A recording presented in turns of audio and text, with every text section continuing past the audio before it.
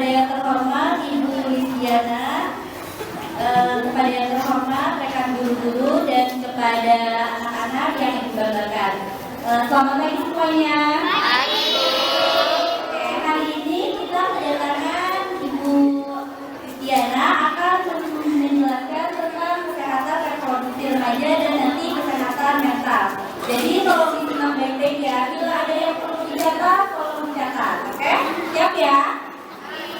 Oke, Ibu perkenalkan dulu. Namanya Ibu Listiana, lulusan dari keperawatan nurse, statusnya sudah menikah, memiliki 1 anak. Aktivitas sekarang Ibu Listiana itu sebagai tenaga medis di Puskesmas Kelurahan Kalisari. Ada yang tahu nggak di mana? Sebelah mana? Puskesmas Kelurahan Kalisari. Di mana?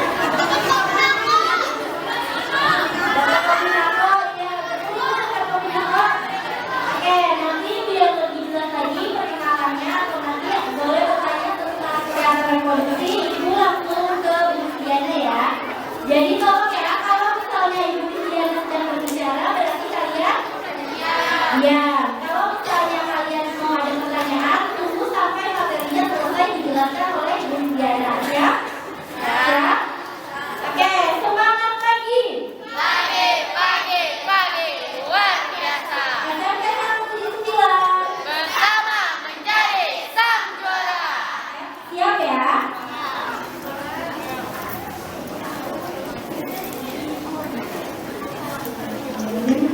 Assalamualaikum warahmatullahi wabarakatuh.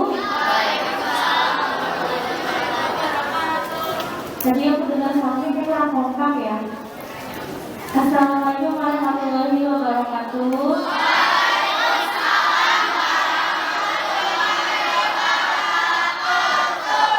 Selamat pagi. Cuma 1 orang yang jawab.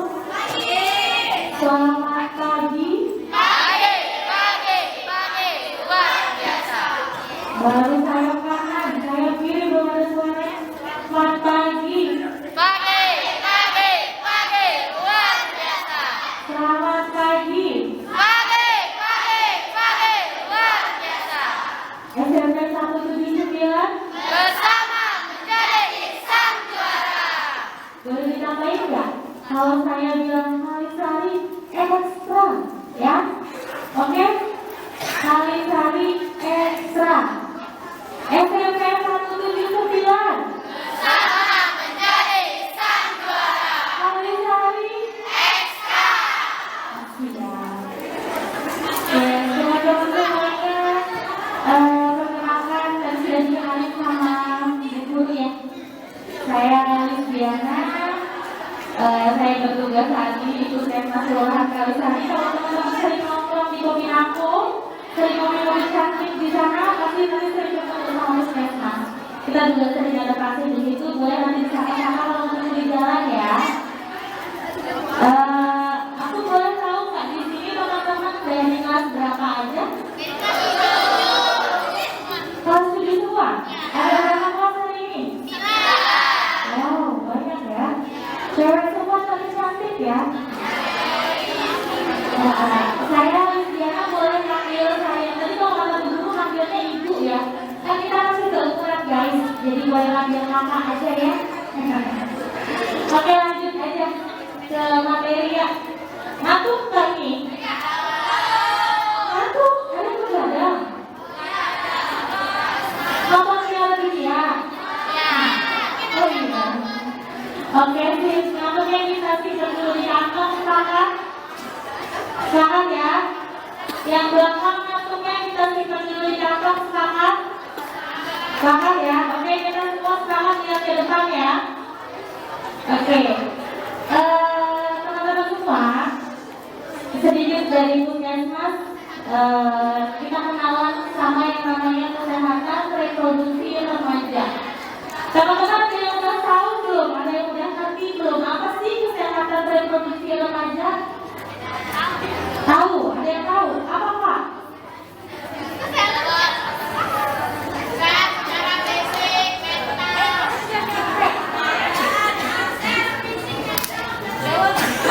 Jawab yang depan. Kesehatan reproduksi remaja.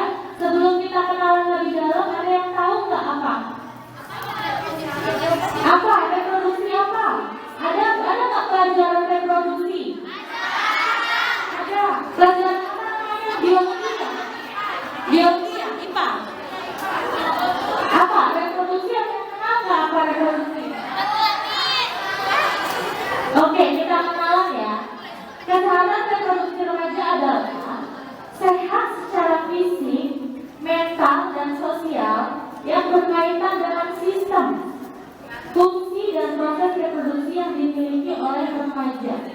Jadi yang namanya teman-teman, yang namanya kesehatan reproduksi remaja itu dia kompleks ya. Sehat secara fisik, mental, dan sosial yang berkaitan dengan sistem. Kalau sistem itu kesatuan, keseluruhan. Kalau teman-teman tahu reproduksi ada di dalam pelajaran IPA ya. Nanti untuk di dalamnya dibahas lagi apa itu reproduksi. Kali ini kita bahas kesehatan reproduksi, bukan hanya reproduksinya saja. Oke, next. Nah, ini nih, masa remaja. Katanya masa yang paling indah ya? Iya. Benar. Lagi indah-indahnya nih sekarang. Oke. Di sini ada nih tulisannya masa remaja adalah masa transisi yang unik dan ditandai oleh berbagai perubahan fisik maupun emosi atau psikis. Betul apa benar? Benar apa betul? Betul ya. Ditandai oleh berbagai perubahan fisik. Apa aja yang berubah kalau kita remaja? Apa aja yang berubah? Sifat. Terus pola pikir. Apa? Suara. Beberapa bagian tuh udah pinter-pinter ya Bu Guru. Masya Allah. Oke, benar semua tadi yang disebutkan ya. Adanya berbagai perubahan fisik maupun emosi atau psikis. Terjadi perubahan fisik secara cepat yang tidak seimbang dengan perubahan kejiwaan. Itu artinya selain kesehatan fisik yang berubah atau selain bentuk fisik yang berubah, emosional pun berubah. Ada teman-teman pernah dengar PMS? Ya. Yang pertama fisiknya berubah tidak? Berubah.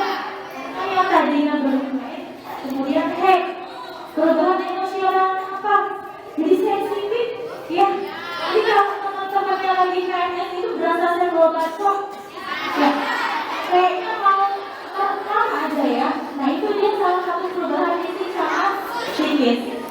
Mencari identitas diri. Kemudian dalam lingkungan sosial yang pria, di sini nggak ada pria ya.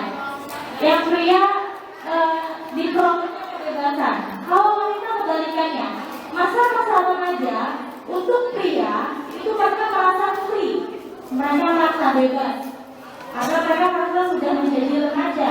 Tapi kalau untuk teman-teman yang wanita, pada saat memasuki masa remaja itu kebalikan dari pria, yaitu semuanya serba dibatasi. Betul atau benar? Betul. Ya. Semakin teman-teman sudah dewasa, semakin teman-teman dari remaja kemudian dewasa itu semakin dibatasi oleh orang tua khususnya. Betul? Betul ya. Selanjutnya, mengapa remaja perlu mempelajari kesehatan reproduksi? Kenapa sih teman-teman perlu kenalan sama kesehatan reproduksi? Ada yang tahu? Ya, ada tulisannya di sini ya, bisa dibaca sama-sama ya. Agar memiliki informasi yang benar mengenai fungsi, peran, dan proses reproduksi. Jadi teman-teman kan udah belajar nih di IPA atau di pelajaran biologi ya. Reproduksi itu apa, kemudian seperti apa bentuknya reproduksi wanita, seperti apa reproduksi pria. Teman-teman kan pasti sudah lebih pintar dari saya untuk reproduksi. Tapi kalau untuk kesehatan reproduksinya, itu ada lagi yang harus dipelajari selain bentuk-bentuk yang tadi, yaitu ada tentang fungsi, ada tentang peran dan proses reproduksinya. Kemudian memiliki sifat serta perilaku yang bertanggung jawab mengenai proses reproduksi.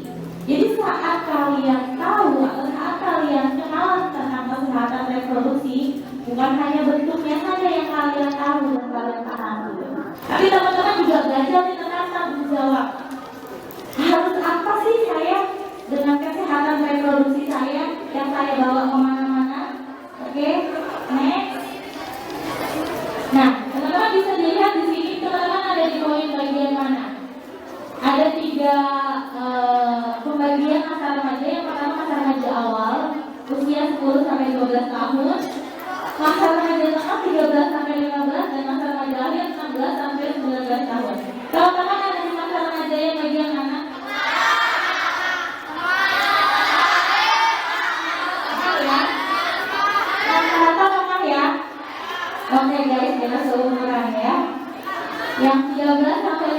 tahun ya. Ciri khasnya apa sih kalau lagi di tengah? Iya. Betul kalian sedang mencari identitas diri? Tidak ya. Timbul kencan. Ada. Iya. Yang paling kenal. Udah ada yang paling kenal belum di sini? Saya tahu ada loh. Yang sering nongkrong di blogin aku ada loh. Ada nggak? Ada. Mempunyai rasa cinta yang mendalam. Bertanya tentang aktivitas seks. Benar? Belum. Membangun kemampuan berpikir secara abstrak. Jadi pikirannya udah mulai kemana-mana, ya. Sudah mulai banyak berhayal. Oke, next. Nah, teman-teman di sini ada pertumbuhan fisik secara remaja. Pertumbuhan dan otot, perkembangan organ yang mengelenjar, merasakan dorongan seksual yang selama ini belum pernah dirasakan. Pada saat kalian menyentuh fase nomor 2, kalian mungkin beberapa merasakan poin yang ada di sini. Betul? Yaitu perubahan fisik dan lain-lain. Next. Ini perbedaannya laki-laki dan perempuan. Kalau laki-laki ada di sebelah kiri, tuang besar, pertumbuhan penis dan rambut jahat, ereksi dan otot. Yang perempuan bisa dilihat di sebelah kanan. Adanya pertumbuhan kaki dan vagina. Merasa atau tidak? Merasa? Oke. Kemudian ada menstruasi pertama. Ada yang sudah menstruasi? Ada yang belum menstruasi? Ada yang belum. Ada yang belum?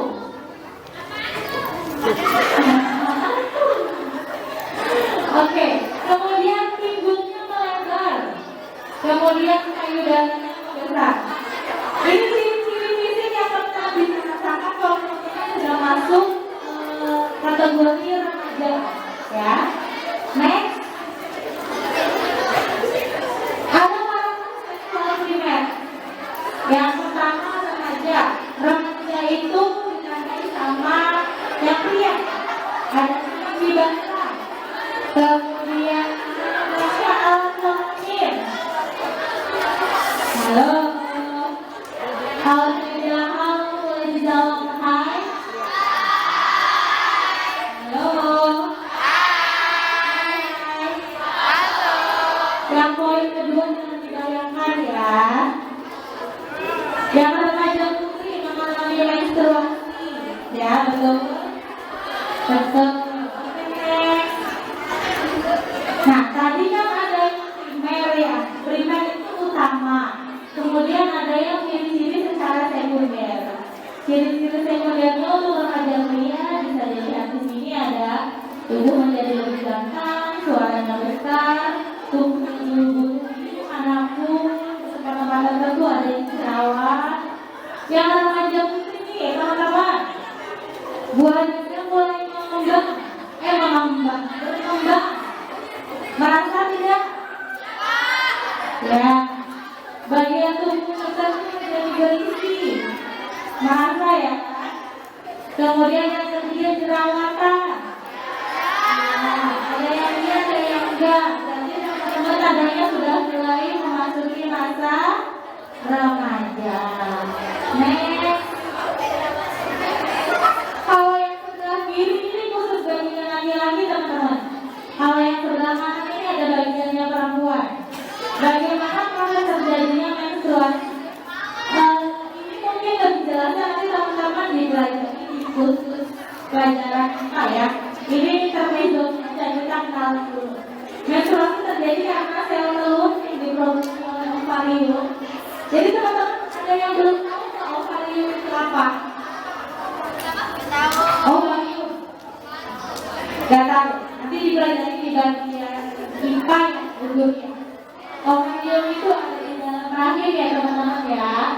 Tidak dikeluari oleh sel sperma dan rahim. Pokoknya ini teman-teman sekilas info aja prosesnya. Gimana sih teman-teman terjadinya menstruasi? Kenapa saya yang buat menstruasi? Ini prosesnya seperti ini teman-teman.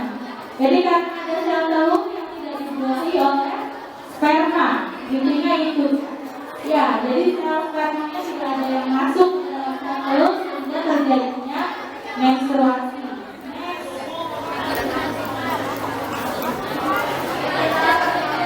Oke, next yuk. Nah, teman-teman jelas nggak gambarnya? Jelas nggak? Yang di belakang jelas nggak gambarnya? Nggak? Boleh kita gesernya kanan kiri kalau nggak jelas ya. Nah, teman-teman, ini organ reproduksi punya teman-teman semua. Coba dicek, punya teman-teman seperti ini nggak?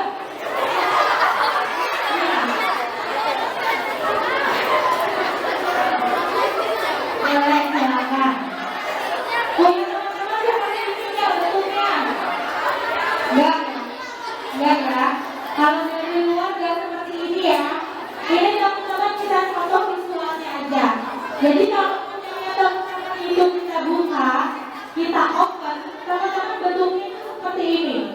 Ada rahimnya, ada saluran telurnya, kemudian yang namanya vagina itu bukan pada saat kalian membersihkan air kencing kemudian kalian pegang itu bukan vaginanya, tapi mulut vagina kalau kita bilang. Tapi vaginanya itu ada di dalam rahim, ya. Oke, next. Nah, ini punya yang laki-laki teman-teman. Ya, oh ini ya.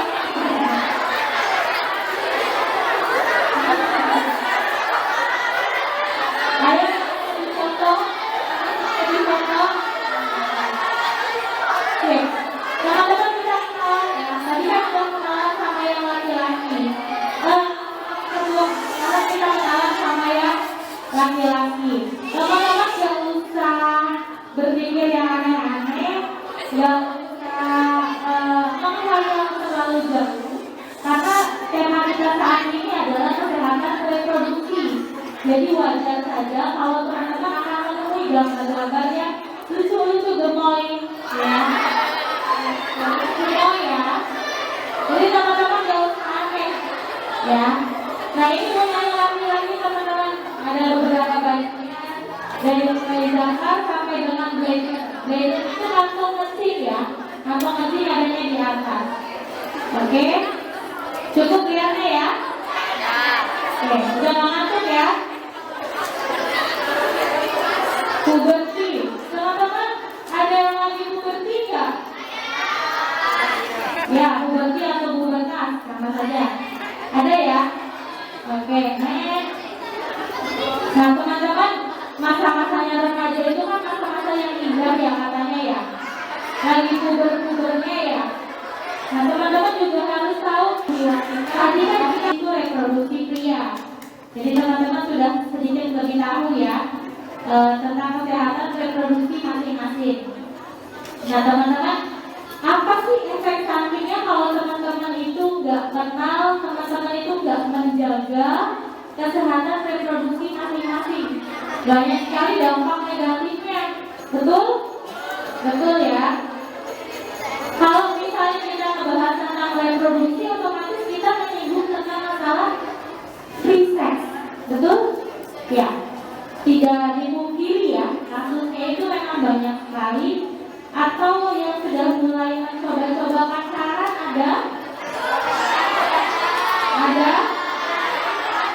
Ada ya, tapi pacarannya pacaran yang sehat ya. Jangan sampai ini kata untuk berhubungan seksual sebelum nikah. Berhubungan seksual dalam hal ini bukan hanya berhubungan seksual yang mengarah negatif, tapi kalian kalau misalnya pacaran nongkrong di mobil aku yang paling pojok paling gelap itu juga sudah tidak sehat, betul atau benar? Betul. Lebih baik kita berpacaran dulu sebelum dewasa. Sepakat?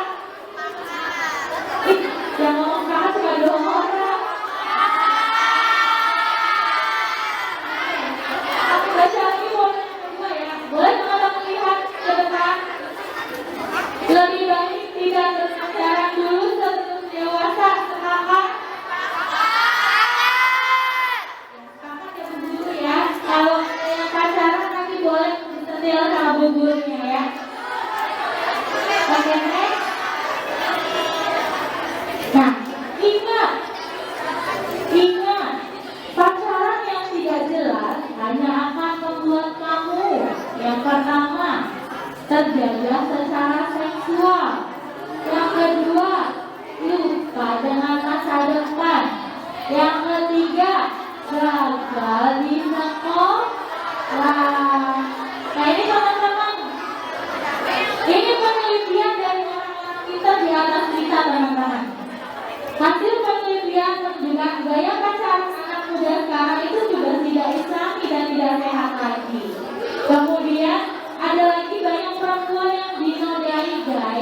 Dinodai laki-laki atas nama cinta. Kalau kata kita sama apa? Bucin, ya? Bucin. Ada yang kenal sama bucin? Nah, budak cinta, ya. Nah, jadi teman-teman kan tadi udah sepakat ya. Sepakat tidak berpacaran dulu sebelum dewasa. Kalau pacaran efeknya apa teman-teman? Yang ini tadi terjadi secara seksual. Apa itu sih terjadi secara seksual? Mulai dari yang ayang-ayangan pegangan tangan ke aku. Nanti ayang-ayangan kita nonton berdua di bioskop. Itu sudah terjadi secara seksual. Oke kan?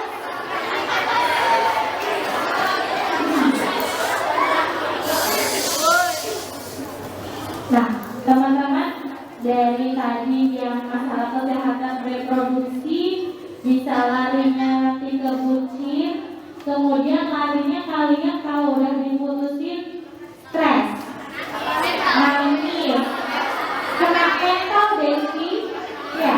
Kalau udah diputusin sama ayah, jadinya lupa sama sekolah, lupa sama tujuan awal sekolah itu buat apa.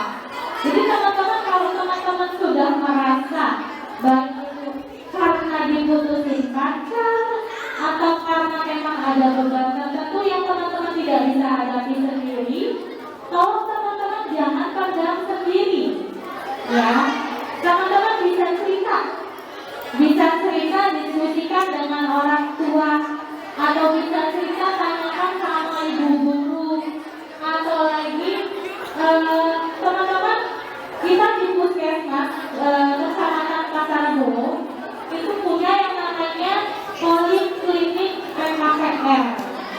Jadi teman-teman, kalau misalnya teman-teman dirasa punya masalah, teman-teman dirasa punya beban yang berat banget, baik itu tuntutan dari keluarga, baik itu dari lingkungan, ataupun baik itu dari manapun yang teman-teman tidak sanggup nih. Guys, aku udah gak kuat banget, masalahku berat banget, belum lagi ngerjain PR yang harus dituntut deadline, belum lagi orang tua saya menuntut saya untuk juara 1, belum lagi orang tua saya menuntut saya untuk masuk universitas ternama. Nah, kalau teman-teman dirasa sudah tidak kuat, teman-teman dirasa sudah tidak sanggup untuk menerima tekanan-tekanan dari luar, teman-teman itu butuh pertolongan. Jadi jangan sampai dipendam sendiri. Karena kemarin kita temukan ya beberapa guru ya. Ada siswa yang di sekolah lain ya teman-teman. Di sini kan sama-sama semua. Ya. Setelah kita konseling, ternyata beliau ini ngaku anaknya kalau dia perempuan. Anaknya perempuan. Seumuran sama teman-teman, ngaku kalau memang tekanan hidupnya itu terlalu berat. Jadi teman-teman tahu gak apa yang dia lakuin? Dia nyayang-nyayang tangannya sendiri. Ya, ada juga satu lagi larinya ke minum-minuman alkohol. Jadi teman-teman, kalau teman-teman dirasa memang sudah punya tekanan yang cukup lumayan berat dan tidak bisa dihadapi sendiri, boleh konsultasi sama orang tua. Kalau dirasa orang tua tidak mampu, boleh ke bu guru.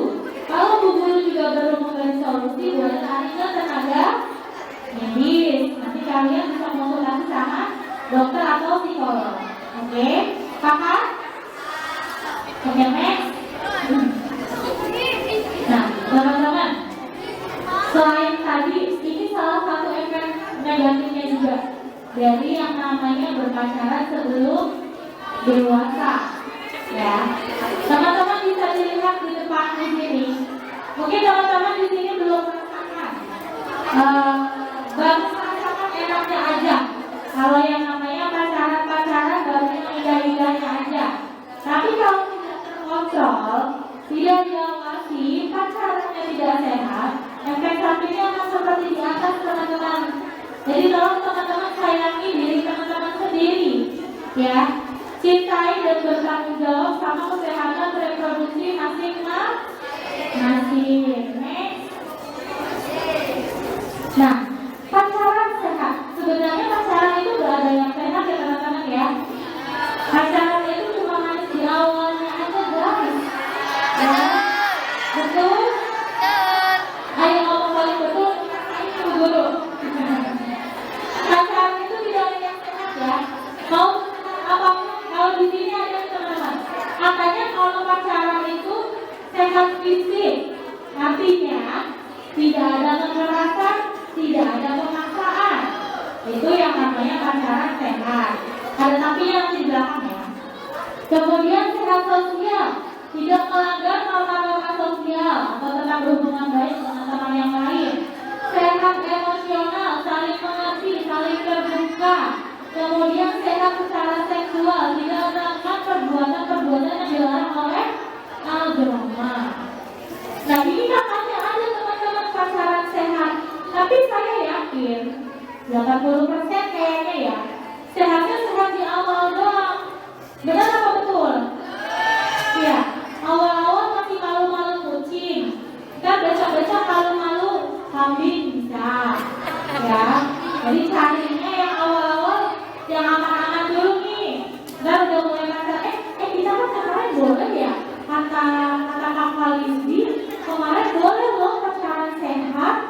Mungkin di awal-awal teman-teman berpikir seperti itu ya. Oke, kita sepakat ya, kita pacaran sehat. Tapi di satu kesempatan yang membuat kalian tidak terkontrol, itu pacarannya bisa menjadi tidak sehat. Contohnya apa? Yang mulai dari nomor kedua, carinya tempat yang pojokan, yang paling atas, yang paling pinggir, paling pojok. Sudah terkait dengan tanah, itu kan kalian sudah terjaga secara fisik. Kalau sudah seperti itu biasanya nanti cewek-ceweknya yang bucin. Ya udah ayah, habis ini kita mau makan di mana? Ayah, habis ini kita nonton yuk. Nanti dari situ kalau tidak terkontrol, jadinya pacarannya tidak sehat. Jadi sepakat ya teman-teman. Halo. Hai. Jadi sepakat pacaran setelah dewasa. Selanjutnya terima kasih teman-teman. Oke. Ada yang bisa disimpulkan atau ada yang mau bertanya boleh? Boleh. Perkenalkan nama, kemudian dari kelas berapa, tinggalnya di mana? Assalamualaikum warahmatullahi wabarakatuh. Waalaikumsalam warahmatullahi wabarakatuh. Perkenalkan, nama saya Almira Arita Kaila, biasa dipanggil Almira, dari kelas 72. Saya tinggal di Jalan Dewi. Saya mau bertanya. Tadi kan ada ciri khas dari pubertas usia 13-15 tahun, yaitu menimbulkan pikiran ingin melakukan aktivitas seks kan. Nah kalau kita berpikir secara realistis, pasti akan mengganggu psikis kita, yaitu timbul sebuah nafsu. Nah cara mencegah nafsu itu bagaimana sih Bu? Oke, baik. Sebelum saya jawab, teman-teman ada yang mau jawab? Ada yang bisa jawab? Satu, melakukan banyak aktivitas. Apa? Menghindari pacaran tidak sehat. Berpikiran baik. Oke. Sama banget pertanyaannya Almira ya. Terima kasih untuk pertanyaannya ya. Kita jawab sama-sama. Oke. Boleh dibuka slide yang tadi Bu Mama? Yang remaja, usia remaja. Nah,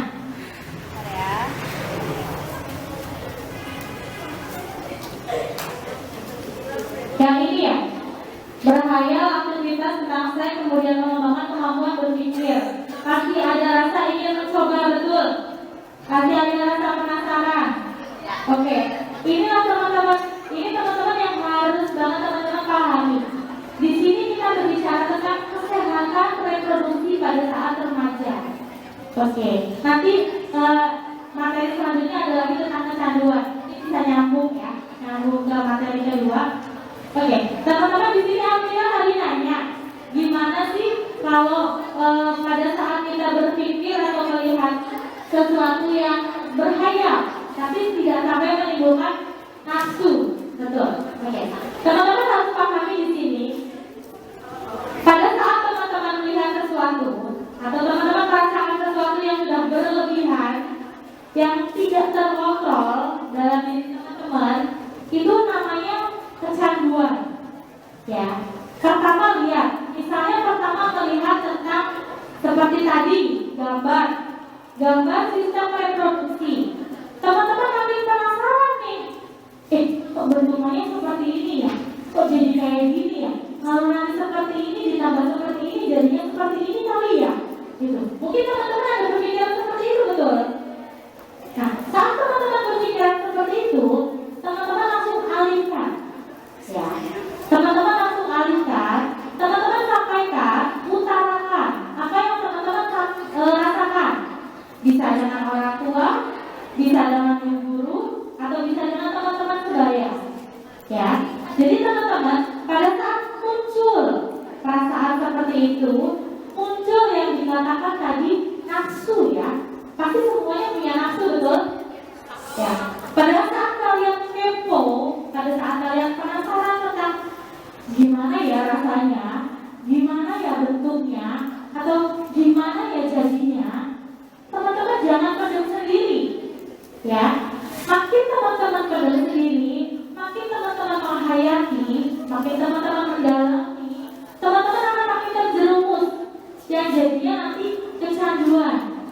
Karena kecanduan itu artinya suatu kondisi di mana yang mengharuskan teman-teman itu menyukai sesuatu yang secara berlebihan. Gitu. Pada saat teman-teman sudah muncul nafsunya, muncul rasa penasarannya, teman-teman alihkan dengan diskusi. Ya, teman-teman ceritakan apa yang teman-teman rasakan.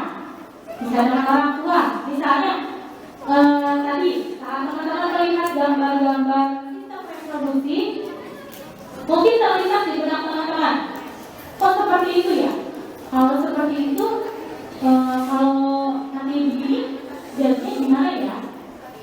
Betul nggak? Penasaran nggak? Penasaran nggak? Ada satu sedikit penasaran ya? Kok saya menstruasi ya? Kenapa saya menstruasi terus ya? Bisa nggak sih saya nggak menstruasi? Gimana ya caranya biar saya nggak menstruasi? Oh, tadi sudah dijelaskan. Ternyata harus ada sel sperma yang masuk ke dalam sel telur. Dengan begitu saya tidak menstruasi. Artinya kan teman-teman sudah mulai ada rasa penasaran, sudah mulai ada rasa nafsu. Ya, betul. Nah, saat teman-teman merasakan itu, saya ulangi lagi, saat teman-teman merasakan seperti itu, teman-teman ceritakan. Jangan dipendam sendiri ya. Teman-teman ceritakan sama orang tua. Orang tua mungkin lebih paham.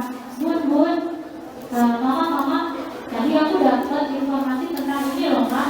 Tapi aku gini mah, kalau misalnya seperti itu nanti gimana ya, Ma?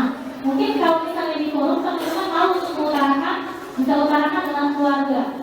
Ya, mungkin malu nih nanya-nanya nih nanti gimana ya? Bisa jadi seperti itu gimana ya? Bisa jadi tadi yang hamil di luar nikah itu seperti apa ya?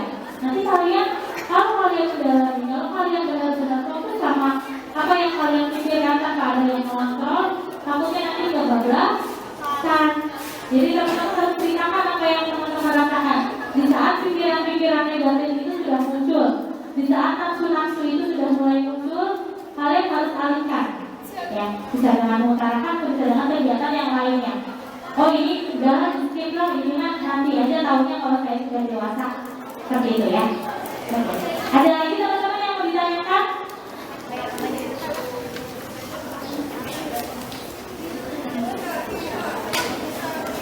Boleh cerita nama atau gimana? Nama saya Rani Bapak, pelajaran saya dari kelas 7. Pengen nanya, kan sekarang itu kayak banyak persoalan yang begini, kalau begitu kan Oke. Jo, contohnya boleh disebutin nggak Kak? Contohnya seperti apa? Biar teman-teman juga tahu.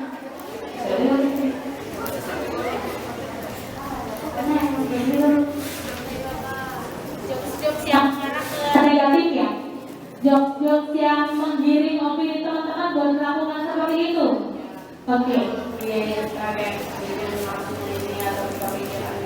Oke, baik. Terima kasih pertanyaannya ya, Kak ya.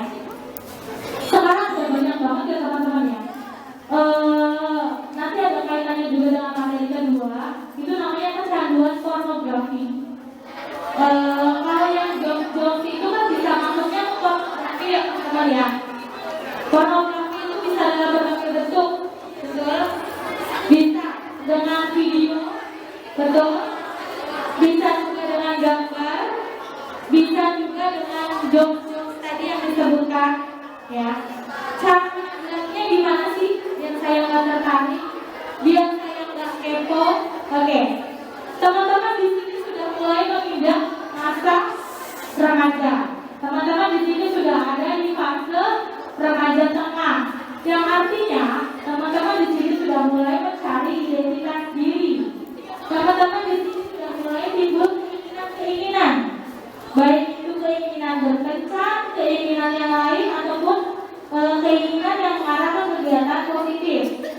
Nah, kalau teman-teman sudah diawali dengan keinginan-keinginan yang tidak baik, keinginan-keinginan yang kalau kata kita sekarang itu kepo, keponya itu bukan kepo ke dalam hal yang baik, tapi kepo ke dalam hal-hal yang mengarah ke tidak baik, nanti akan larinya ke reproduksi atau reproduksi yang tidak sehat. Ya, jadi teman-teman di sini dari awal, dari sini kita sampaikan di sini, teman-teman harus punya coping, teman-teman harus punya fondasi, teman-teman harus punya pegangan. Dalam hal ini mungkin nanti seperti ibadahnya, kemudian itu kan di agama kita sudah dilarang ya, dilarang untuk seperti tadi berpacaran. Kalau di agama kita juga diajarkan kalau misalnya kita melihat itu sama keyakinan teman-teman, betul? Jadi saat teman-teman melihat nih, saat teman-teman mulai melihat jokes, atau teman-teman mulai tergiring opininya untuk melakukan sesuatu yang tidak baik, teman-teman harus punya benteng, ya. Jadi teman-teman harus punya fondasi yang kuat. Jadi saat teman-teman gak punya benteng, saat teman-teman gak punya fondasi yang kuat, informasi apapun yang teman-teman dapatkan, terlebih lagi yang negatif, akan mudah masuk. Nah, saat mudah masuk akan mudah meniru, saat meniru akan mudah melakukan, gitu. Jadi teman-teman harus punya fondasi. Selain tadi fondasi yang kuat, teman-teman juga harus bercerita apa yang teman-teman rasakan. Ya, yang pertama tadi fondasi, kemudian yang kedua teman-teman harus bercerita. Saat teman-teman sudah tidak sanggup, saat teman-teman sudah dirasa, aduh, kayaknya saya udah mulai penasaran banget nih, kayaknya saya udah mulai kepo banget nih, apalagi pasangannya nuntut banget buat A, B, C, D. Teman-teman lari ke tenaga medis boleh. Ceritakan apa yang teman-teman rasakan.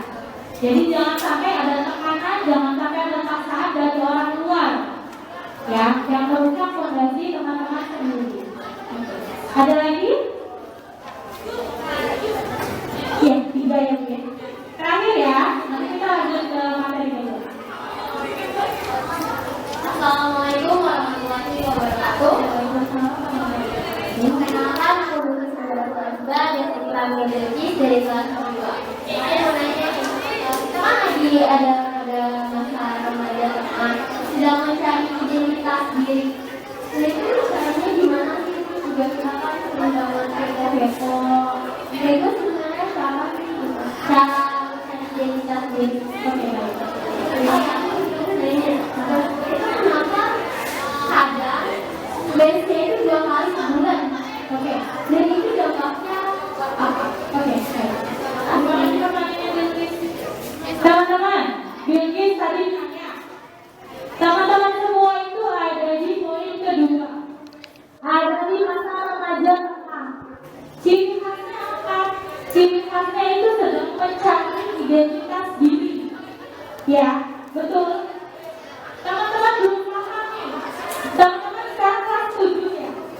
7 baru masuk ke SMP berarti ya. Teman-teman kan bisa nontonnya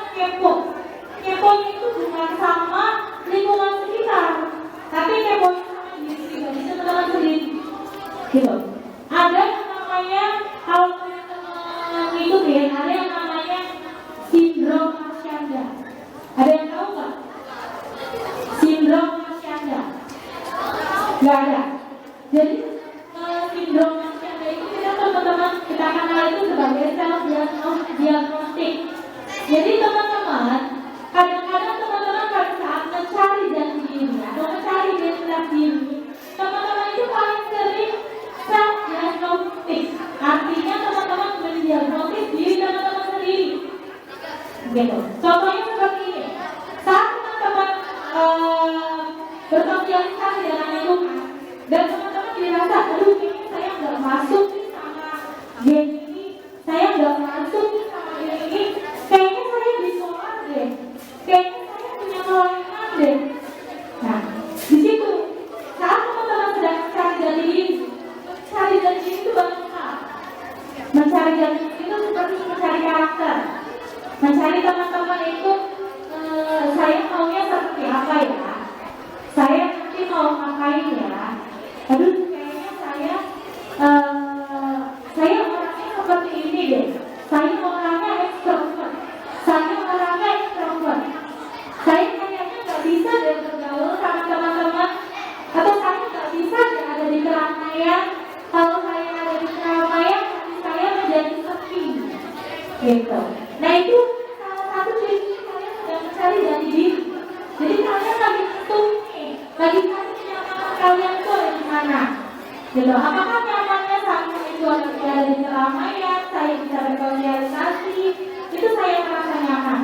Atau ada seseorang yang tingkat nyamannya itu kalau lagi sendiri, kalau lagi sepi, kalau lagi nggak ada teman, itu saya merasa senang, saya merasa nyaman.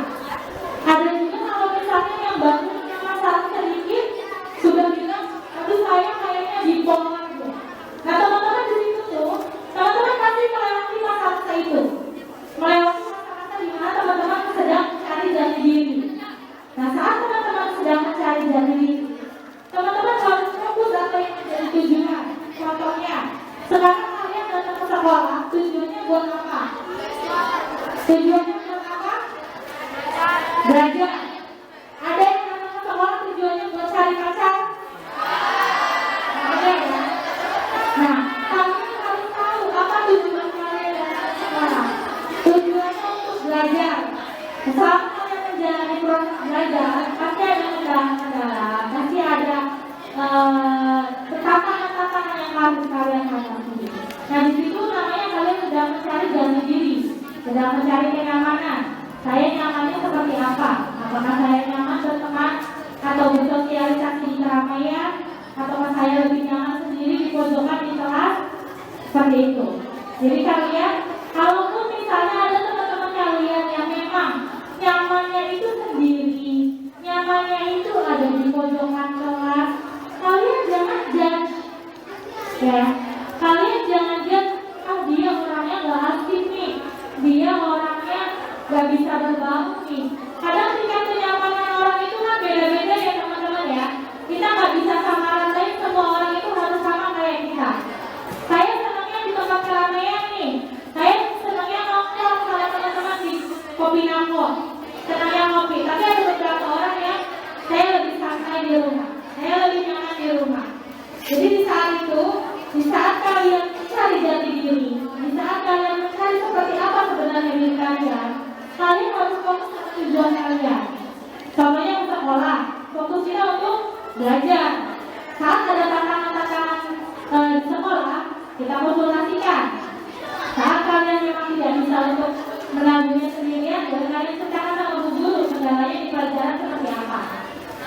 Dan jangan judge teman-teman yang memang tidak satu frekuensi. Belum tentu dia satu frekuensi dengan kita karena dia ada kelainan.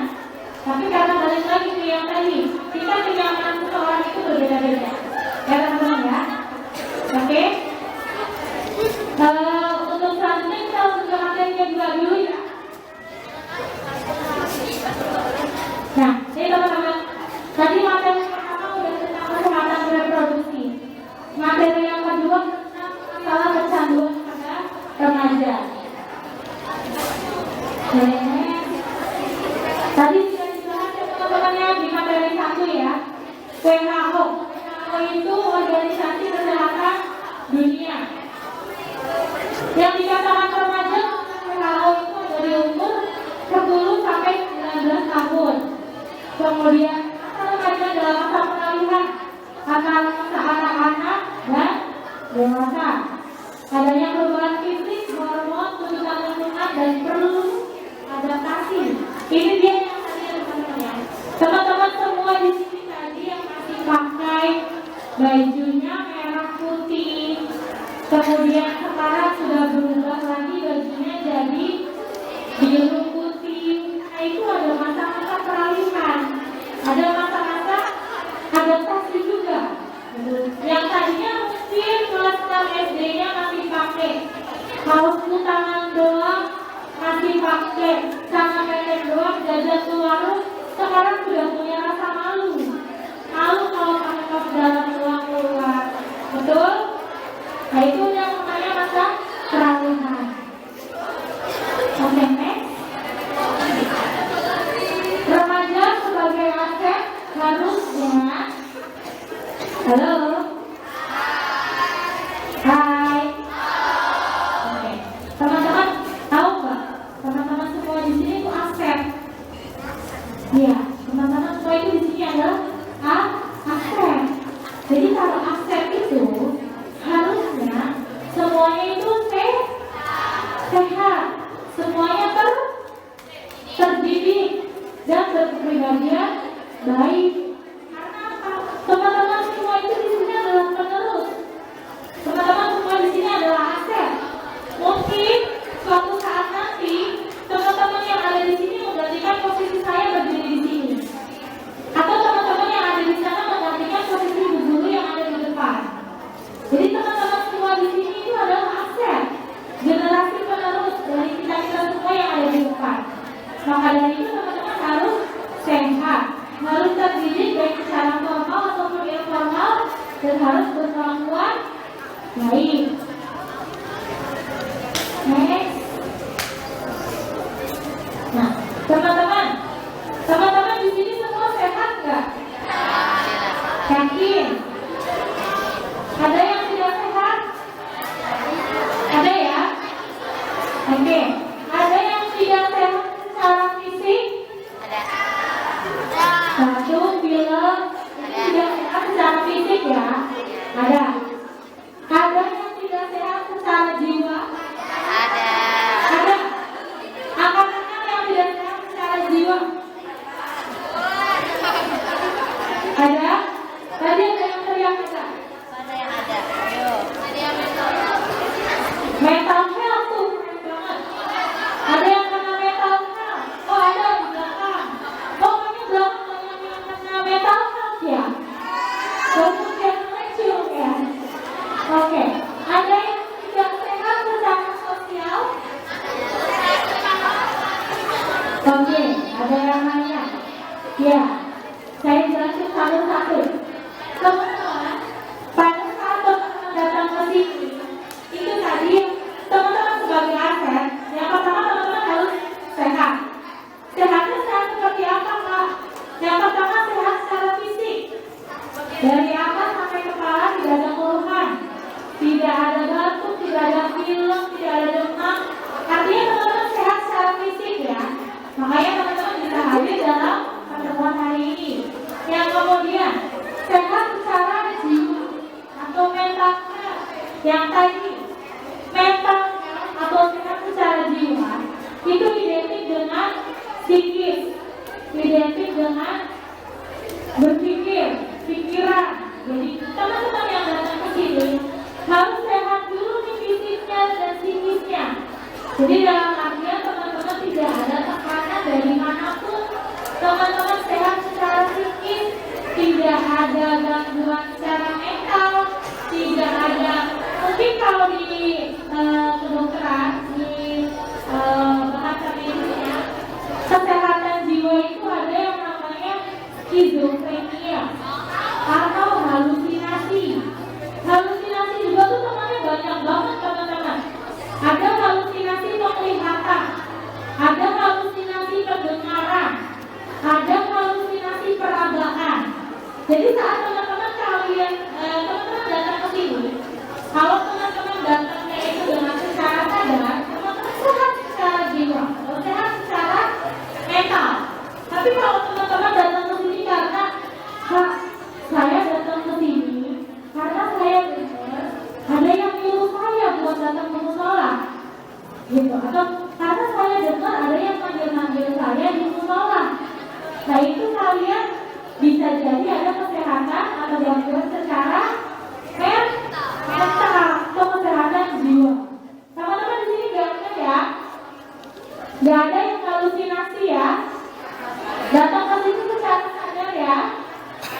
Oke. Kemudian secara sosial. Secara sosial artinya teman-teman bisa bergaul, bisa beradaptasi, bisa berkomunikasi dengan teman-teman yang ada di samping kanan, samping kiri, depan dan belakang. Itu artinya secara sosial. Oke. Ada lagi nih yang definisinya sehat. Sehat itu bebas dari rokok, alkohol, narkoba, dan riset. Itu artinya kalian semua sehat. Ada yang tidak sehat? Ada yang masuk kategori 4 di depan? Ada yang pakai rokok? Pernah coba rokok? Coba alkohol? Narkoba? Riset? Gak ada ya? Oke, next. Nah, teman-teman, ini yang saya tekankan tadi.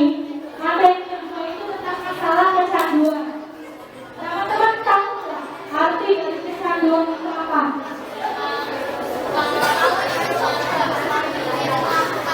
Ingin melakukan? Oke, sip, pintar semuanya ya. Kecanduan. Teman-teman mungkin di sini udah sering banget dengar yang namanya kata-kata kecanduan. Teman-teman tahu nggak maknanya kecanduan itu seperti apa? Kecanduan itu adalah suatu kondisi di mana teman-teman itu melakukan sesuatu dengan berlebihan. Jadi semua yang berlebihan itu dinamakan kecanduan. Contohnya apa? Contohnya gadget, smartphone, internet, game. Teman-teman sering banget nih sehari nonton TikTok bisa sampai setengah hari. Gak lepas-lepas dari HP. Nontonnya TikTok mulu, nontonnya games mulu. Itu kalau sudah berlebihan, itu kalian sudah dinamakan kecanduan gadget. Normalnya berapa sih? Normalnya itu kita pegang gadget dalam sehari itu tidak lebih dari 6 jam. Jadi kalau kalian diakumulasi dari pagi sampai ke pagi lagi, gak lepas sama HP, bangun tidur carinya HP, lihatnya langsung buka Instagram sama TikTok, lebih dari 6 jam, kalian sudah masuk kategori kecanduan gadget. Ada yang seperti itu? Ada yang seperti itu? Ada ya? Ada ya? Saya yakin di sini rata-rata semua sudah hampir kecanduan gadget. Terlebih lagi teman-teman ini rata-rata lulusan corona. Kalau lulusan corona kebanyakan ada di rumah, isolasi mandiri, stay at home. Jadi temannya itu ya cuma gadget. Gitu. Tapi teman-teman harus diwaspadai ya. Kapan teman-teman sudah merasa mulai tidak nyaman, sudah mulai merasa ada masalah dengan mata, ada masalah dengan yang lainnya terkait gadget, teman-teman harus alih. Jadi jangan sampai teman-teman pakai kecanduannya. Kemudian kecanduan yang kedua, ada pornografi. Teman-teman sudah kenal pornografi yang tadi disebutkan ya, kecanduan pornografi. Pornografi itu bukan hanya gambar, bukan hanya video, tapi bisa disebutkan tadi joke. Sekarang sudah banyak banget ya yang menggiring teman-teman buat ke arah sana. Jadi teman-teman harus punya potensi, harus bisa membedakan ya. Kemudian masalah kecanduan yang ketiga itu ada narkoba, rokok, dan alkohol. Next. Apa sih faktor utamanya atau penyebab kecanduan? Ada 3 faktor teman-teman kalau teman-teman ketahui. Yang pertama faktor biologis. Apa sih faktor biologis? Secara biologis anak tersebut rentan untuk mengalami kecanduan. Kemudian secara psikisnya ada yang namanya masalah belas. Kemudian masalah yang tidak tertangani atau belas. Contohnya di sini. B-nya itu apa? Bored. Bored itu apa? Bosan, kebosanan. Lonely. kesepian, afraid, marah, angry, stress, dan tired. Oke. Teman-teman, faktor psikologis ini yang kita sebut ini itu salah satu dari faktor kalian bisa mengalami kecanduan. Itu faktor dari psikologisnya. Kemudian ada dari faktor lingkungannya, teman sebaya, lingkungan sekolah, dan lingkungan sekitar.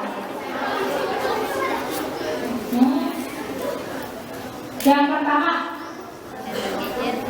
ya, ini kayaknya kategorinya masuk ya sama teman-teman semua ya. Betul atau benar? Betul.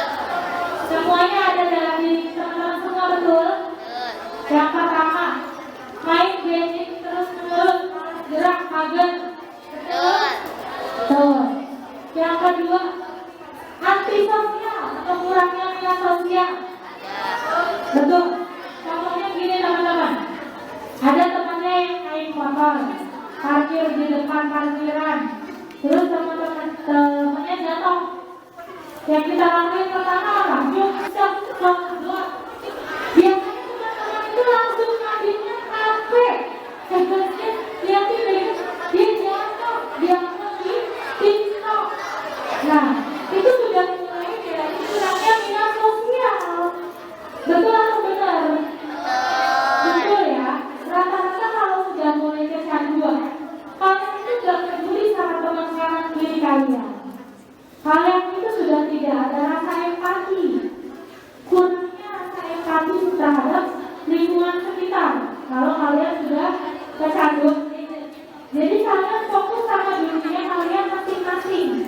Gak peduli. Kalian teman saya kayaknya lagi ngurung, lagi diem aja. Ya udah, biarin aja. Gak usah ditanyain. Itu namanya kalian kurangnya minat sosial. Kemudian yang ketiga, lupa makan dan minum, tidurnya kurang. Benar atau betul? Betul ya. Lebih milih main TikTok daripada jajan di luar ya. Terus kalau nggak dikasih nih gadgetnya, remaja mencari di luar, mau pinjam punyanya abang, punyanya kakak, atau pinjam punyanya ayah, punya bunda, atau pinjam punyanya bude. Biasanya kalian akan cari atau kalau misalnya dikasih punishment atau dikasih hukuman sama ayah sama bundanya, oke, kalian nggak boleh pegang HP selama 1 hari. Mulai kepalanya pada panas, mulai pada keringat dingin semuanya. Aduh saya nggak pegang HP, gimana ya punya ya? Aduh saya nggak tahu ada berita apa di TikTok, ada berita apa di Instagram. Itu namanya kalian sudah mulai mengarah ke kecanduan. Iya, no gadget no life. Kalau anak-anak jangan mau gitu ya, no gadget no life. Kemudian berarti kurangnya berkonsentrasi. Jadi pada saat di jam pelajaran atau di kelas, fokusnya selalu sama HP.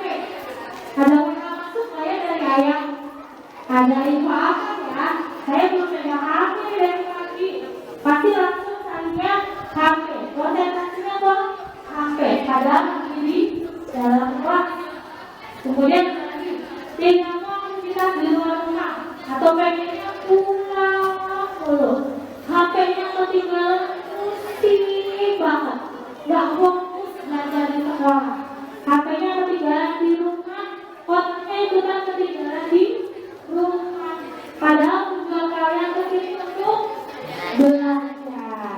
Oke, next. Nah, ada yang main ini yang di rumah? Ada. Ada? Ada? Yakin ada?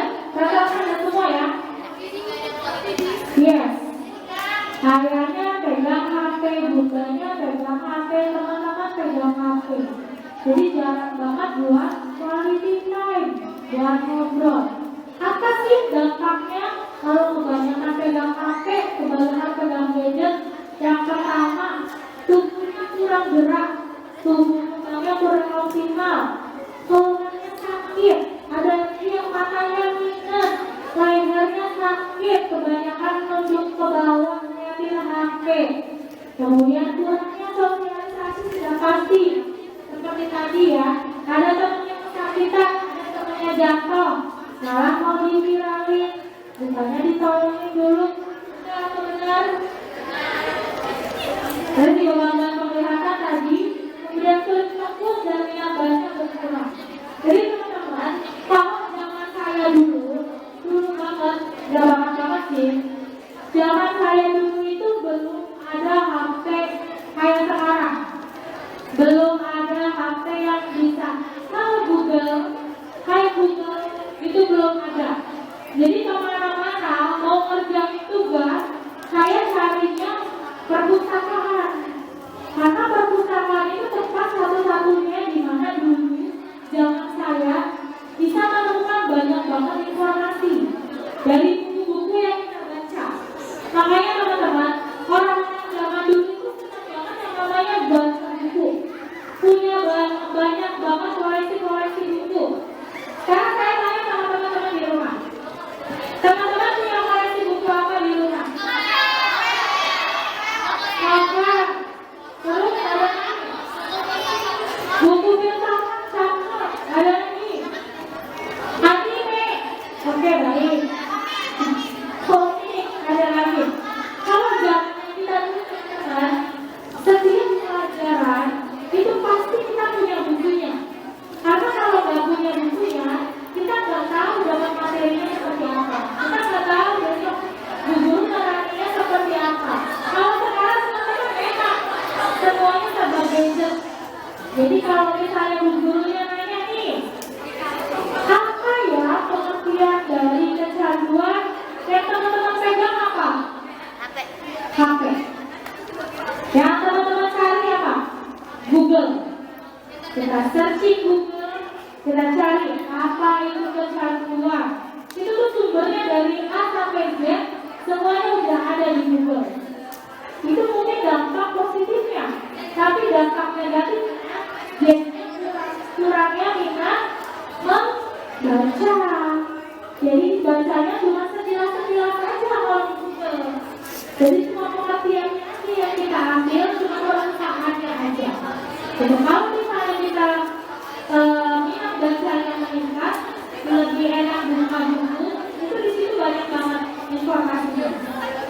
Kemudian teman-teman kalau kecanduan gadget itu jadi lebih individualistik atau egosentrik, antisosial. Individualistik, jadi teman-teman senangnya itu sendiri, ngapa-ngapain sendiri. Di kelas pengennya sendiri dengan HP, kemudian jadi egonya lebih tinggi, gampang banget marah kalau dengan HP. Jangankan teman-teman yang ada di sini, anak-anak yang umurnya 2 tahun, kalau teman-teman perhatikan, kalau teman-teman punya adik di rumah, ada yang punya adik di rumah? Adiknya ada yang dikasih gadget sama ayah bunda? Jadi lebih gampang marah nggak adiknya? Betul. Kalau HP-nya diambil jadi nyamuk nggak? Kayak Leo. Nangis nggak? Iya. Itu dia namanya kecanduan gadget. Padahal anak usia ini itu belum diperbolehkan screen time, belum dikasih pegang HP. Nanti efeknya apa? Egosentrik, antisosial. Jadi pengennya udah pegang HP aja. Dia nggak mau makan, dia nggak mau ketemu teman-teman yang lain, nggak mau bersosialisasi. Itu dampak negatif dari gadget.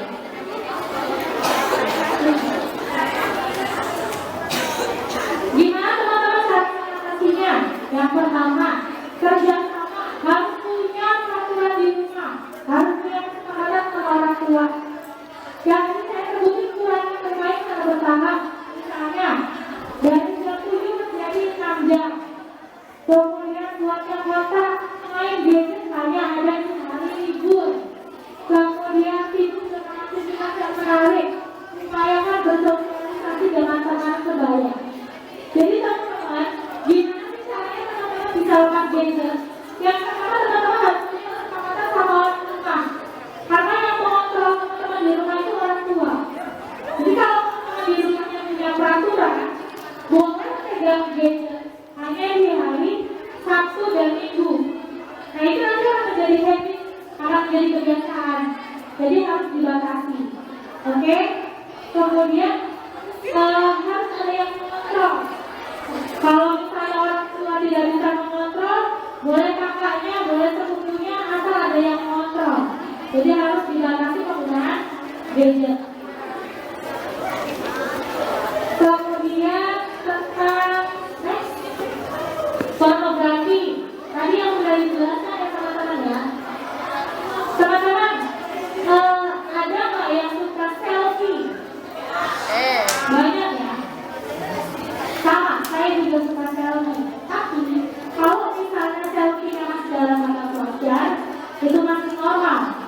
Tapi kalau sudah mulai teman-teman nih, saya mau selfie pakai makeup doang, rambutnya digerai, pakai lipstick merah, pakai alis, sayangnya dikit. Itu udah maksudnya apa teman-teman? Pornografi. Itu sudah maksudnya pornografi. Jadi teman-teman coba dicek di IG-nya masing-masing. Ada foto selfie-nya yang pakai porno. Ada nggak? Yang pakai makeup doang? Ada nggak? Nggak ada ya? Kalau ada dihapus ya, karena itu sudah masuknya ke pornografi. Oke, next. Simbol visual cepat nangkapnya daripada indra. Kemudian lebih buruk daripada narkoba. Sebagian besar saja sudah mengenal pornografi. Targetnya remaja yang mengalami belas tadi. Jadi teman-teman, pornografi itu sudah mulai bukan sudah menjadi hal yang wajar, diwajarkan, bukan menjadi hal yang tabu di kita. Betul atau benar? Betul ya. Jadi pornografi itu kayaknya sudah legal. Tapi teman-teman harus pahami, teman-teman harus cermati apa aja sih yang jadi targetnya pornografi. Orang seperti apa yang jadi target gampang banget kecanduan pornografi. Yang ini tadi teman-teman, belas orang-orang yang kebosanan, orang-orang yang kesepian, yang gampang takut, gampang marah, yang stressful, yang capek banget, itulah orang-orang yang menjadi target pornografi. Jadi kalau teman-teman lagi bosan, teman-teman lagi bete, terus tiba-tiba melihat ada yang mendoktrin atau ada yang ngajarin, coba deh lihat ini. Muncul nggak keinginan penasaran? Muncul nggak keinginan pengen coba? Pasti ada ya. Nah itu yang harus kalian bikin fondasi. Kemudian next. Nah dampaknya nih teman-teman. Karena boleh melakukan aktivitas seksual karena meniru. Biasanya terjadi pada pelaku kekerasan seksual. Teman-teman udah mulai bukan hal yang aneh lagi ya. Pelaku kekerasan seksual ya. Baik itu pada anak ataupun pada remaja. Jadi teman-teman harus waspada. Pada saat teman-teman menjadi korban pelaku kekerasan seksual, itu tidak menutup kemungkinan nanti teman-teman akan melakukannya lagi. Baik itu sama orang lain di rumah ataupun orang di luar rumah. Kita ketahui konsen adalah kebutuhan dasar, kenikmatan yang sulit dihapus, yang membuat konsentrasi terganggu. Tapi teman-teman harus punya benteng, harus punya fondasi. Kemudian cenderung pelecehan seksual. Nah ini dia dampak dari kenegatifan kecanduan pornografi. Kenapa pesan yang salah? Kasih sayang diukur kekuatan seksual. Jadi teman-teman kalau sudah kecanduan pornografi, itu kecanduannya lebih parah, lebih bahaya daripada kecanduan narkoba. Efeknya akan lebih berat ya teman-teman ya. Next. Bisa merusak prefrontal cortex atau prestasi yang terjadi kapan menurun. Sulit untuk membuat perencanaan, mengendalikan emosi dan emosi serta peran yang sebutin lainnya.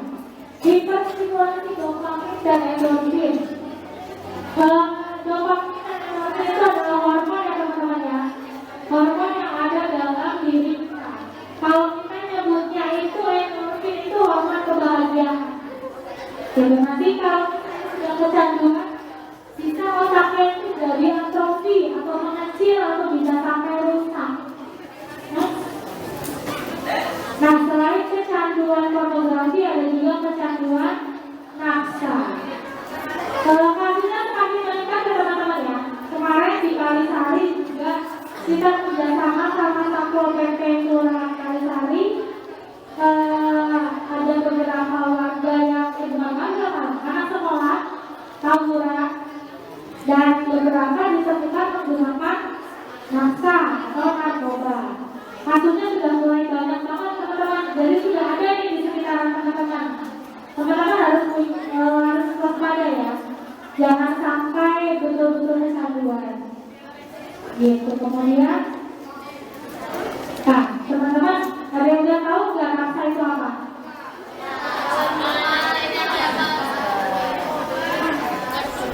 Ada yang tahu nafsa itu apa? Ada di sini. Nafsa itu singkatan ya. Singkatannya apa? Narkotika, psikotropika, dan zat adiktif. Itu singkatan dari nafsa. Isinya apa aja sih? Yang pertama narkotika. Narkotika itu sejenis heroin, kokain, ganja, morfin, kodein. Kalau teman-teman ketahui, narkotika ini sebenarnya dipakai sama teman-teman medis, sama teman-teman dokter. Jadi sebagai untuk penghilang nyeri kalau di medis, asalkan dosisnya sesuai dengan aturan. Kalau misalnya teman-teman temukan di luar sana ada obat nyeri, misalnya obat nyeri kalau teman-teman kenal namanya obat X, dia obat nyeri. Tapi kalau teman-teman pakainya cuma 1 dosis atau dosisnya sesuai dengan anjuran dokter, itu tidak akan menimbulkan efek samping. Tapi kalau teman-teman pakainya itu sudah berlebihan, untuk menghilangkan nyeri yang betul-betul tidak diawasi dengan resep dokter, itu efeknya nanti penggunaan narkotika. Jadi pada saat teman-teman tidak narkoba, itu akan terbaca. Kemudian yang kedua, psikotropika. Psikotropika itu sejenis ekstasi, sabu, LSD, itu bisa ya. Kemudian metil dan benzodiazepina. Kalau teman-teman ketahui, efek dari psikotropika itu halusinasi. Yang tadi disebutin ya.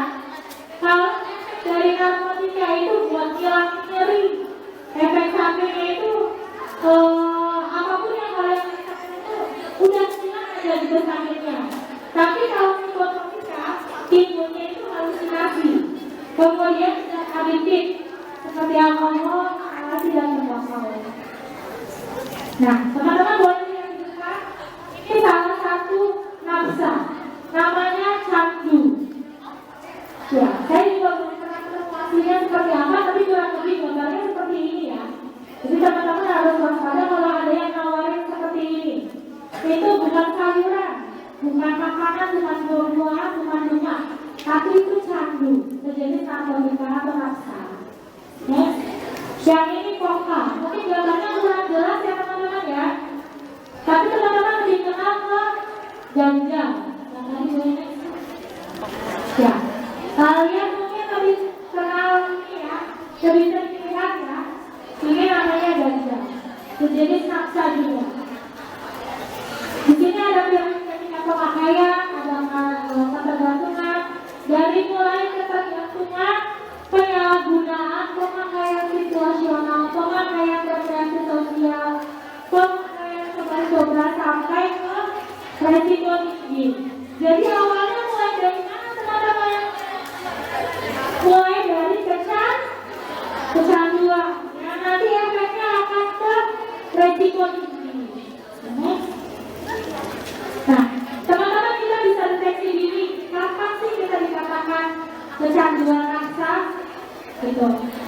Di sini deteksi dini penyalahgunaan nafsa. Memang gak gampang ya teman-teman ya. Tapi teman-teman harus ketahui kapan teman-teman dirasa sudah kecanduan sama nafsa. Tergantung dari tahapan pemakaiannya biasanya. Sudah berapa lama yang dipakainya apa saja itu akan mempengaruhi Kemudian ada tahap coba-coba. Misalnya masih ikut-ikutan mau cobain sekali.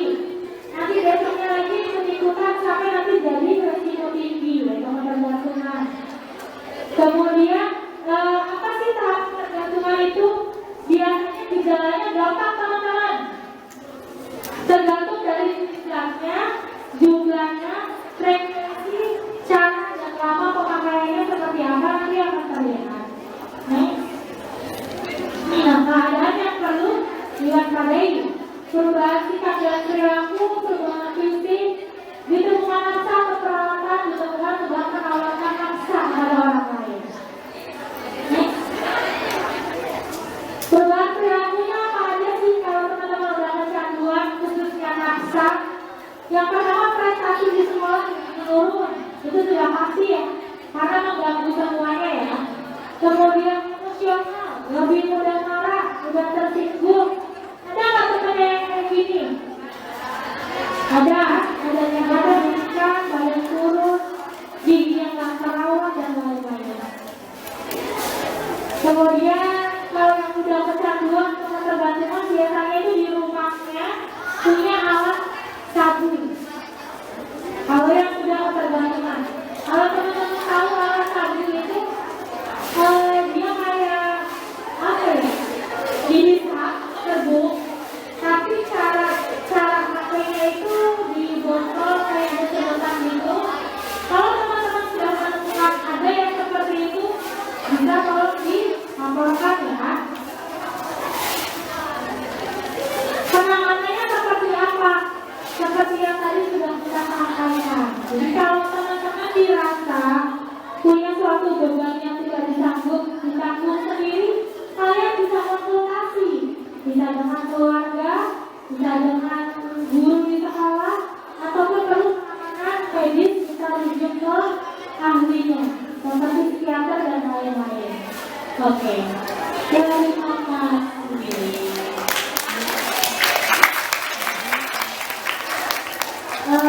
Itu dia dua materi yang kita sampaikan hari ini ya.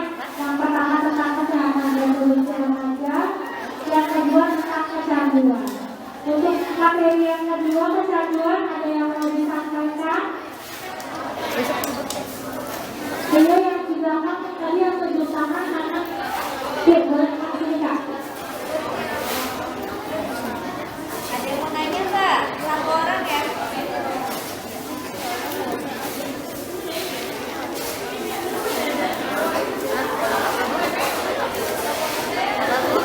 Ayo, kasih lewat dulu temennya, kasih jalan.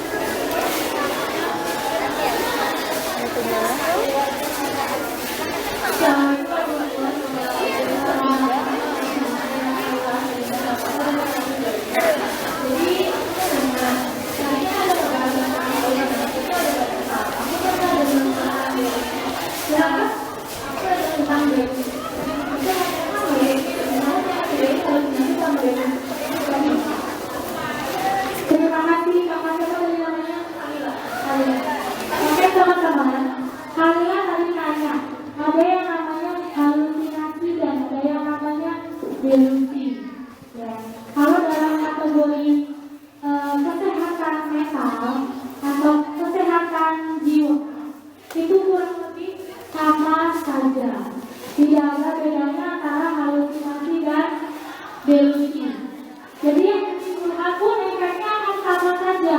Begitu ya kalau ya. Baik itu halusinasi ataupun delusi, semua pasti memang ada faktornya, tapi untuk efek sampingnya sama saja. Ada yang dari halusinasi pendengaran, ada yang halusinasi penglihatan, begitupun dengan delusi. Jadi dia itu saudaraan antara halusinasi dan delusi. Efek samping dari tadi kesehatan mental.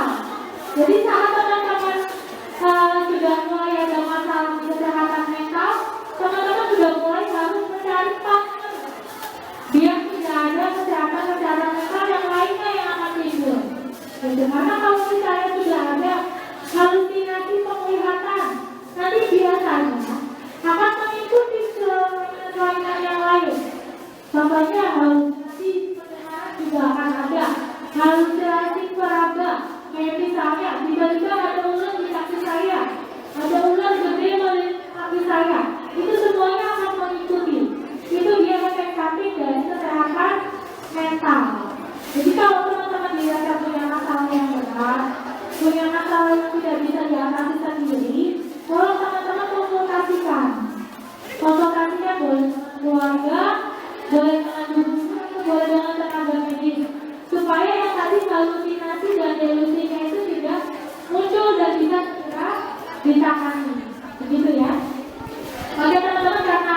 waktu yang memisahkan kita.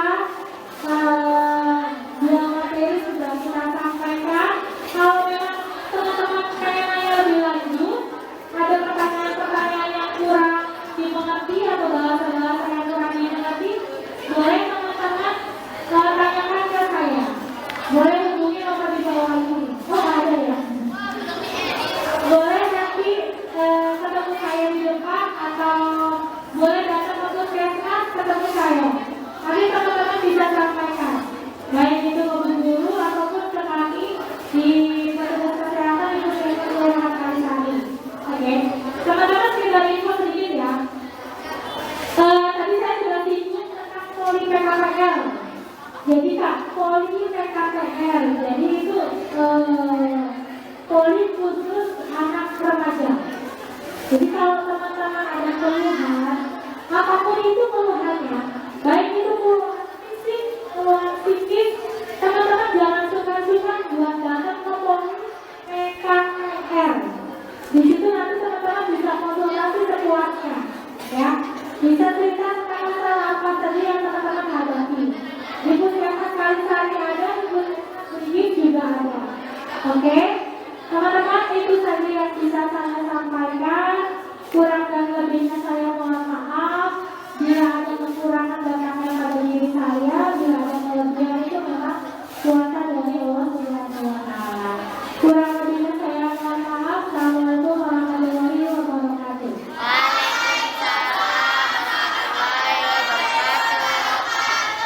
Selamat pagi. Pagi, luar biasa. Hari Kamis. Terima kasih teman-teman. Waalaikumsalam warahmatullahi wabarakatuh. Terima kasih kepada Ibu Rizky ya. Oke, gimana seru nggak tadi materinya? Seru.